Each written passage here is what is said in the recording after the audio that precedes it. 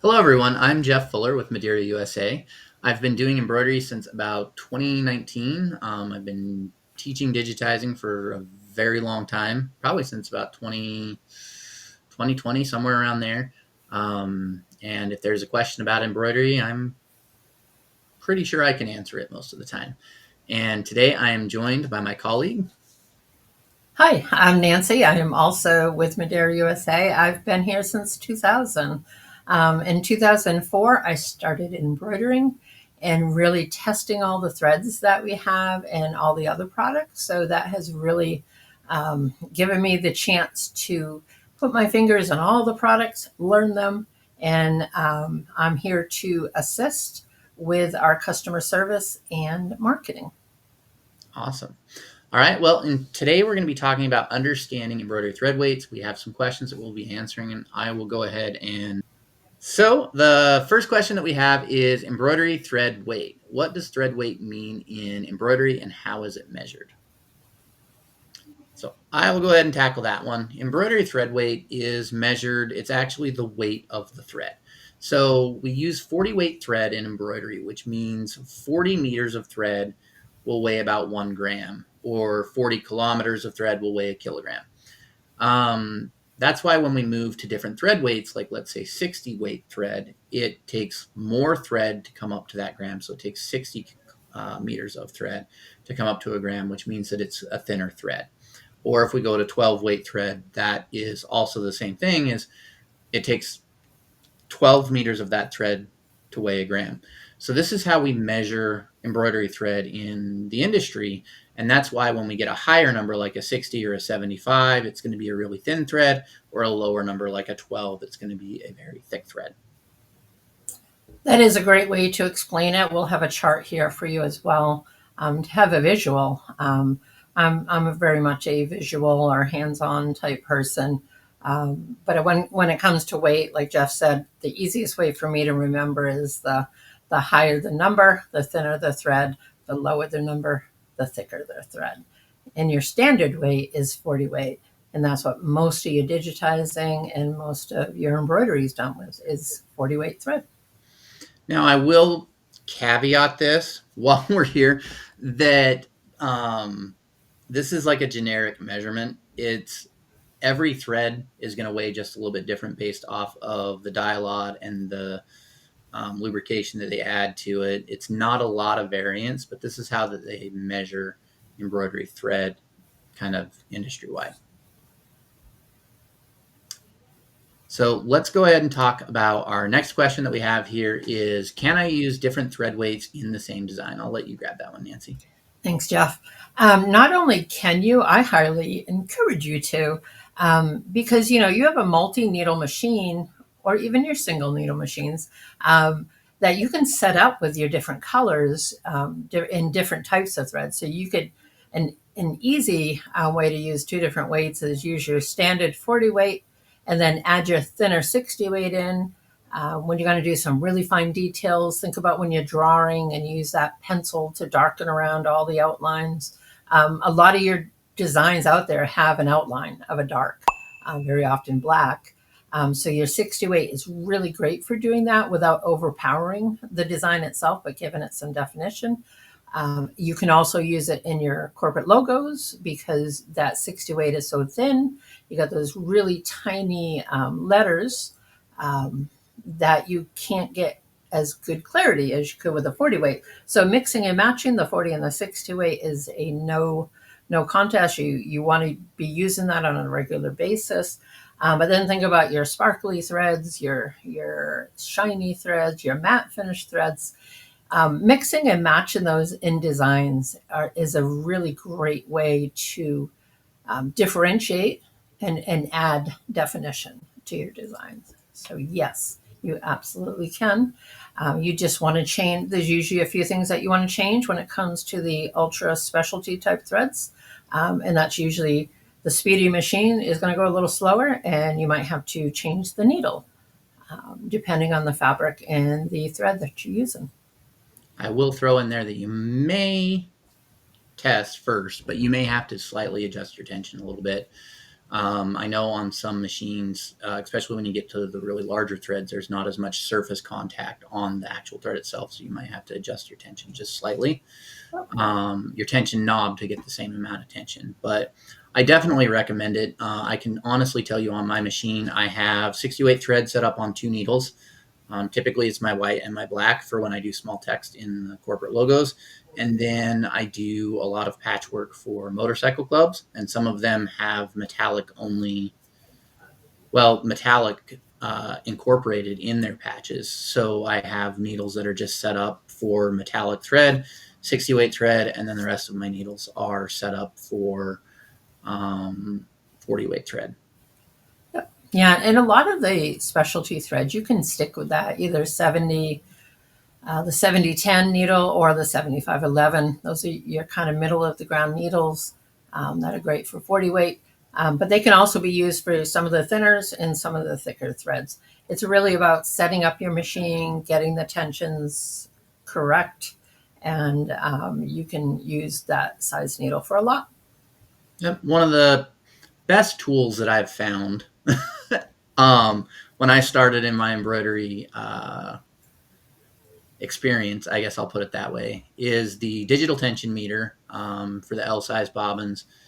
And it's actually, the nice part about the digital one is you can test both your upper and your lower thread tension, and that really helps when you're starting out trying to figure out tension. You have numbers that you can look at. It gives you a little bit more feedback, and it's something that you can use on the thicker and the thinner threads to ensure that your tensions are running the Right. same. Yeah, absolutely. It's also great for like large embroidery companies because they may have a little bit of turnover and they have new embroiderers coming in that are just learning the trade, and that digital tension gauge is a time saver for sure. Yeah, it helps. Definitely, it helps make sure that you can set things consistent across multiple heads. Yeah. All right. So we'll go ahead and move on to the next question about thread weight and digitizing. How does thread weight affect stitch density and design settings? So I'm pretty new at digitizing, so I'm going to give a bit of a layman's term, and maybe Jeff can come in and give you some more detailed technical of ways of saying this. But density is basically how close together you're laying your threads. So if you think of a high density design, you're not seeing the fabric behind that fill stitch or under the satin stitches. If you were to lighten up on that density, you'd start seeing through it. So it's how many stitches you're putting into a certain space, and how tight you want that to look, how dense you want it to look. So when it comes to 40 weight thread, typically your 4.0 um, or your zero point 0.4 and down to 3.5 is kind of your norm where you're going to start with your digitizing. And I will let Jeff go into more detail with that. Okay. Um, so, like Nancy said, when you do like a satin stitch, it's the distance between your stitches that are laying down next to each other. So, on one side of a satin stitch, you're going to have a point, and then the point next to it is going to be your density. And typically that is at a 0.4 or 4 points. Density is measured differently across software. So sometimes they have it in points. I've seen it a tenth of a millimeter, as well as zero point 0.4 or stitches per inch. Also, Material, percentages. yeah, Sometimes it's set at like 100%, and that's your norm or your average. yep, that's based off of Yeah. an absolute density that they've programmed in the software. So density can be adjusted or measured a lot of different ways, but it's all essentially the same thing. Madeira USA actually has a great density chart. It's available for download. It's a PDF that you can. It gives you kind of settings to go with for the threads that you use when you're doing stitch density. Um, but I will say, when you're moving from, like, let's say 40 weight thread where you're at 0.4 is a standard density, and you move down to like a 60 weight thread, it's roughly 25% thinner. So you're moving down to you're increasing your density by 25%. Or if you go to like frosted matte, that's also a little bit thinner thread. and so you have to increase your density, or you're going to start to see kind of the fabric showing through.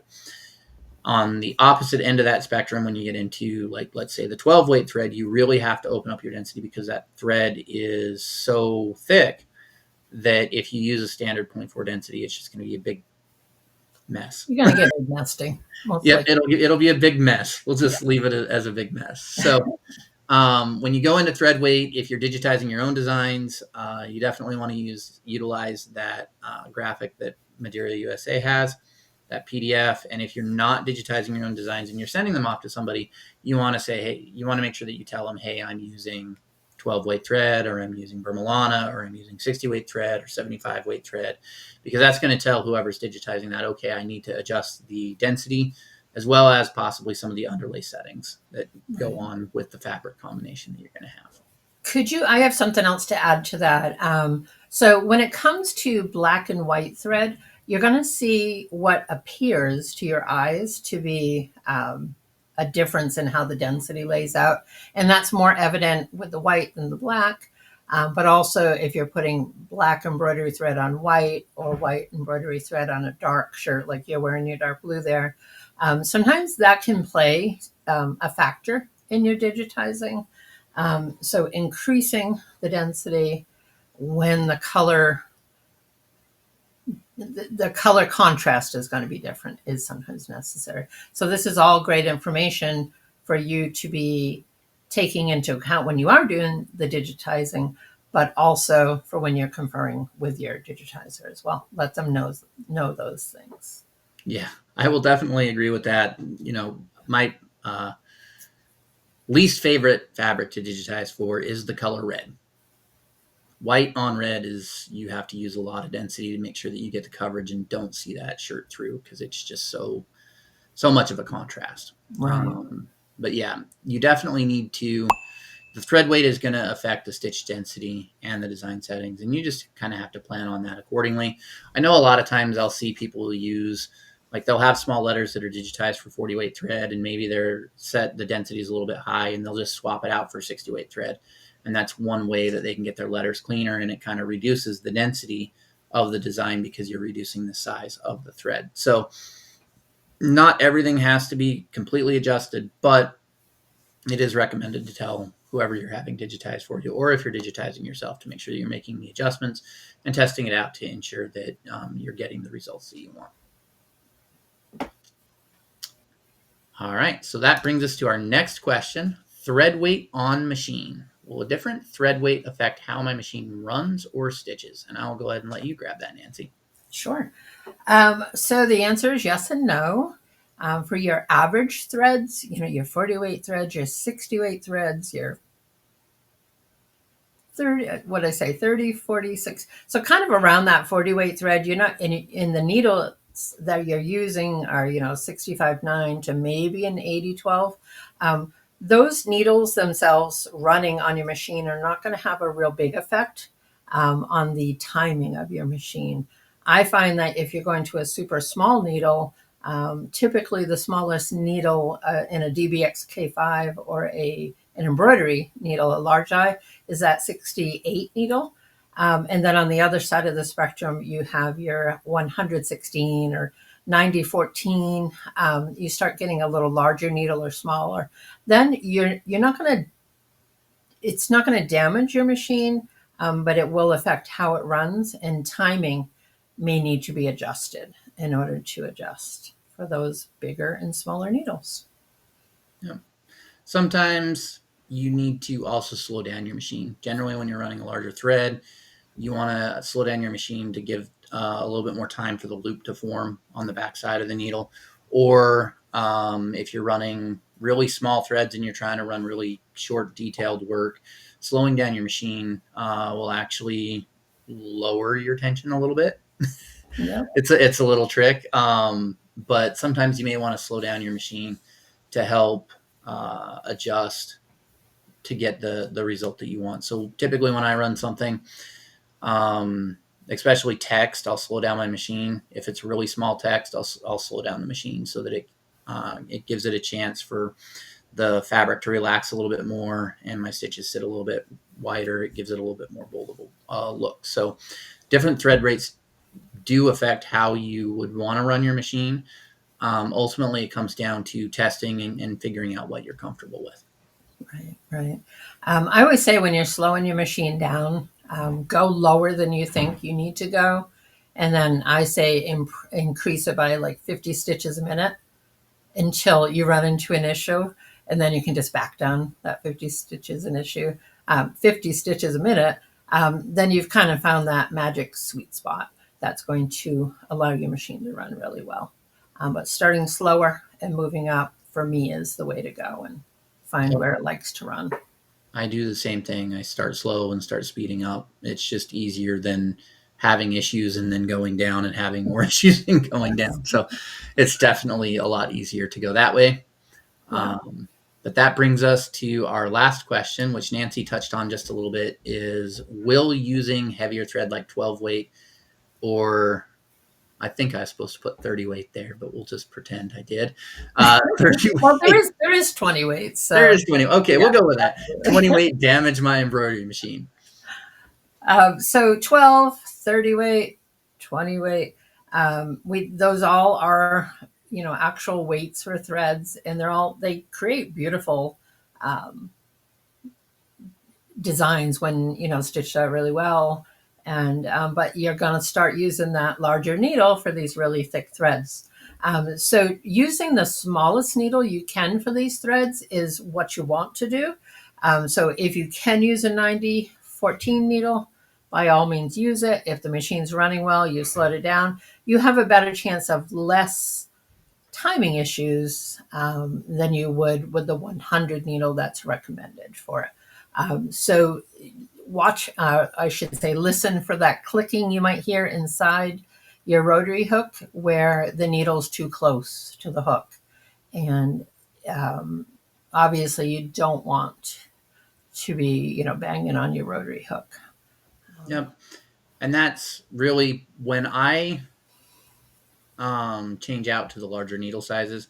The first thing that I do is I'll actually just run my machine through a very slow um, cycle. I'll let it go once. Sometimes I'll even turn it by hand, and I'll bring the needle down, and I'll just like you would when you would be setting your rotary hook timing.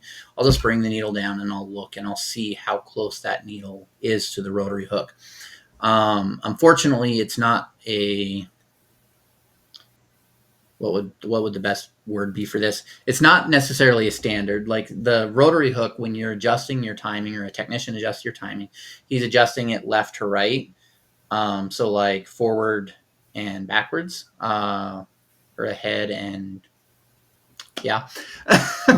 Forward and reverse. Yeah, based off of the degree of the machine, he's setting it. Yeah. And then he's also setting the distance from the needle to the point of the rotary hook. So it's done by hand, and it can be different on every machine. So I always recommend, if you haven't ever checked before when you first put in a really large needle and you're just not sure, just roll that machine through once, verify that it's not hitting, and then you can go from there, because you don't want your rotary hook hitting that.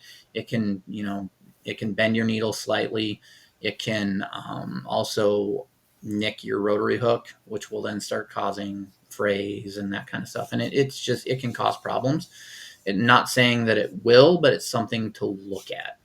Right. Yeah. So other than that, I don't think that I've ever seen 12 weight or any larger thread have any other issues. It's just making sure that the rotary hook's not tapping the needle when you're going up in the needle sizes. Right. But that brings us to the end of our question list. Again, I'm Jeff Fuller from Madeira, USA, and I'm joined by Nancy from Madeira, USA as well. And we appreciate you guys hanging out with us. And if you have questions at all, make sure you ask them in the comments, and we'll do our best to answer them. Yep. And check for links down in the comments as well. We'll put some of those charts up there, down there, I should say, that will give you some more information as you go through your digitizing journey, and Yep. you can learn from the best. All right. Thank you guys for joining us, and we'll catch you next time.